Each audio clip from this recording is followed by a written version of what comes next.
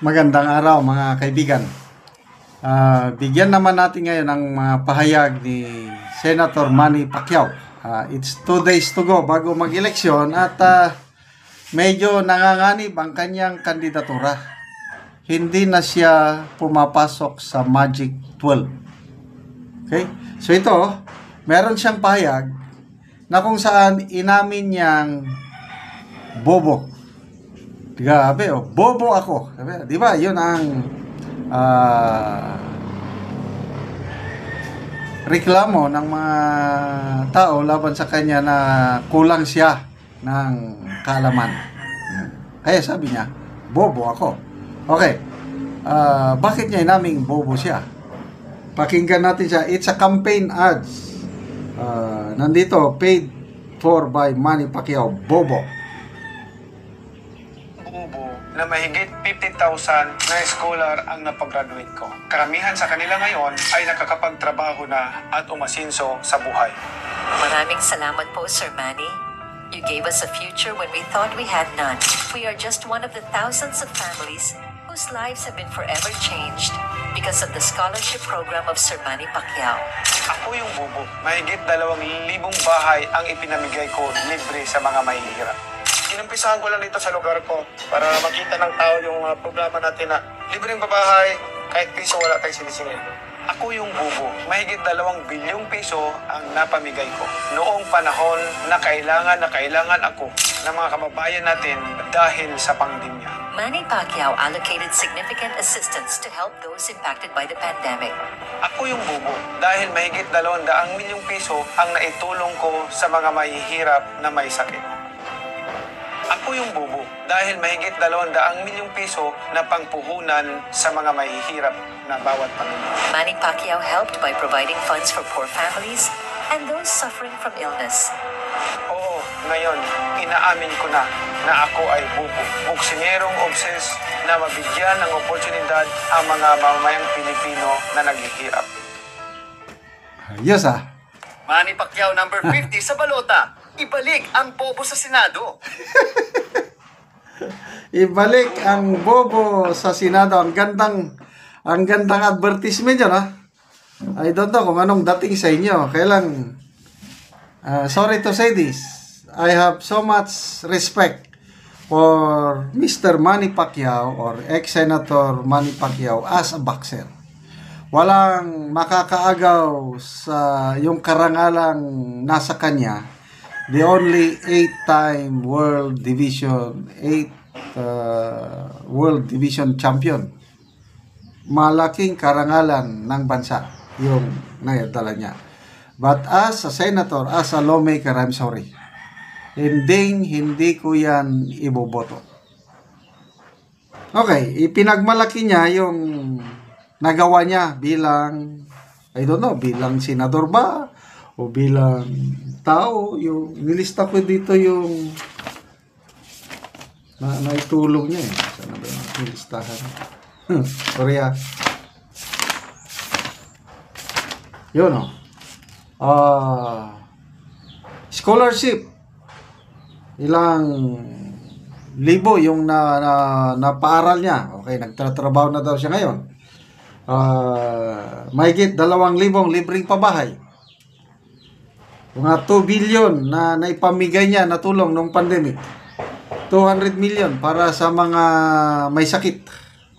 200 million din capital ng mga pobre. Yun. So, maraming salamat po, Senator Manny Pacquiao, sa pagtulong ninyo. Kailang iba po ang trabaho ng senador.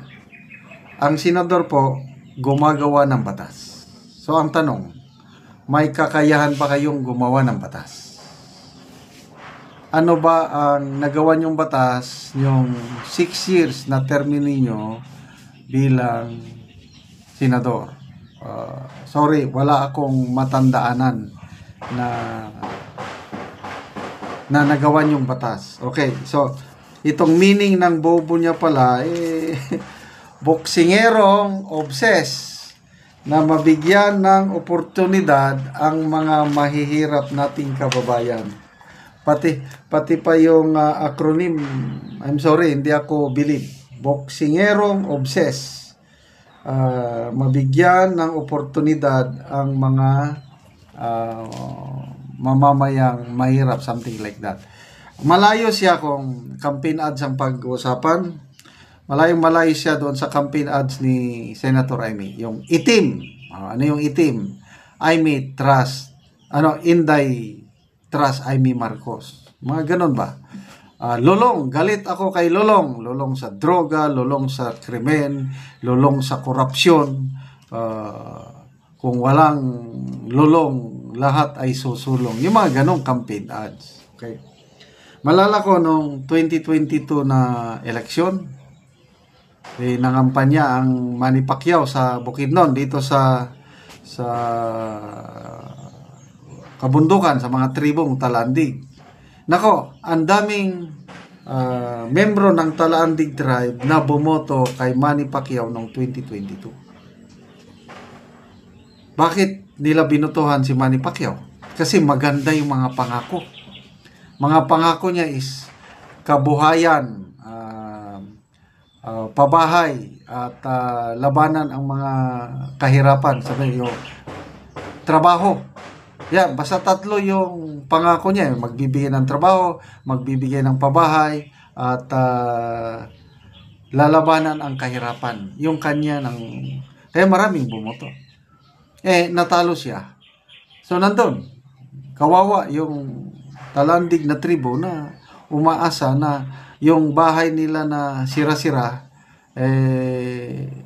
umaasa na mabigyan man lang ng yero o pako para maayos ang balay. Kaya wala. So, tayo na lang ngayon ang tumutulong sa tribong Talandig. Yung mga pinangakuan ni ex-Senator Manny Pacquiao. So, ngayon, ulitin ko, alanganin na siya. Lalo na, hindi siya in-endorse ng Iglesia ni Cristo. Tapos, ang naglalaban-laban dyan sa number 11 and 12, Amy Marcos, Camille Villar, Manny Pacquiao, and Bam Aquino. Yan yung naglalaban-laban. In-endorse ng Iglesia ni Cristo si Camille Villar, Amy Marcos, Bam Aquino. Lalong aangat sila. So, lalong madrag down si Manny Pacquiao. Yun ang tingin ko dyan. So, again, maraming salamat sa karangalan na naibigay ni ex-Senator Manny Pacquiao sa boxing. Maraming salamat sa tulong niya sa taong bayan, yung scholarship, pabahay, pandemic, puhunan. Kaya lang, hindi yan po ang trabaho ng isang senador. Ang trabaho ng senador ay gumawa ng batas. And sorry to say, wala pong kakayahan si Manny Pacquiao na gumawa ng batas. So yan lang po.